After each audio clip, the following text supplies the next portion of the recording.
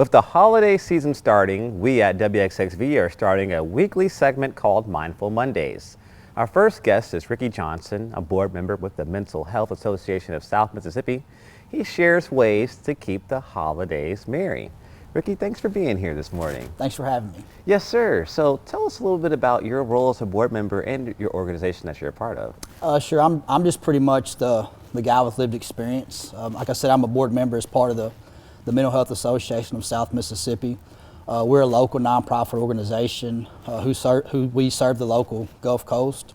Our services are free. We try to provide resources with food, clothing, housing, employment, or whatever somebody might need. We just try to meet them in the middle and be there for them. Yes, sir.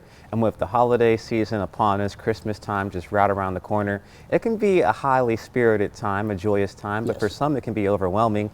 Do you have any ideas at what could be some stressors around the holiday season? Stressors could be just isolation, downtime. That can be a dangerous place to be. So what I always try to suggest to other people, but also myself as well, is, connection saves lives. I say movement is the medicine and action is the cure. Don't be afraid to reach out to somebody, to surround yourself with like-minded individuals.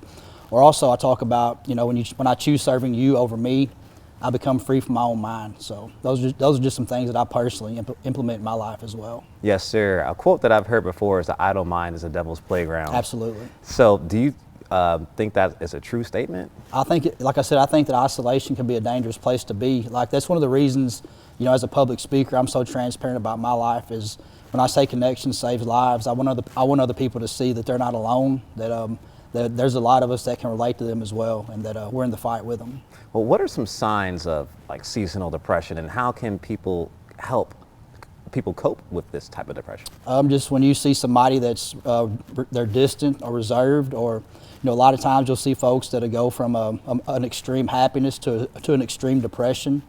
If you see that with somebody, don't be afraid to reach out to them, text or call, and just be like, "Hey brother, hey sister, I just want to check on you. Is everything okay?"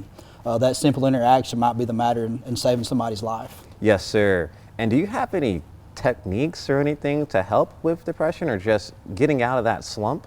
I don't know if there's really a blueprint or a perfect approach, but that's why I always say that movement is the medicine. Just try to be up, be active. Think about when you choose serving somebody else over yourself. Most of the time when we do that, it gives us a sense of peace and purpose and value, and we tend to forget about what it was that we were actually struggling with because we give our time to other people. Yes, sir.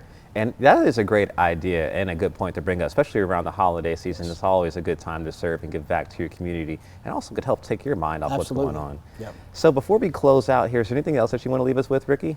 Like I said, like the holidays can be difficult for many. Don't be afraid to reach out. There's people that are there that's willing to support you, but you have to take the first step and just let them know, "Hey, I'm struggling and I need some help." Yes, sir. That's right. Listen to Ricky. Don't be afraid to reach out. If you're feeling a little sad, a little depressed during the holiday season, there's somebody there to help.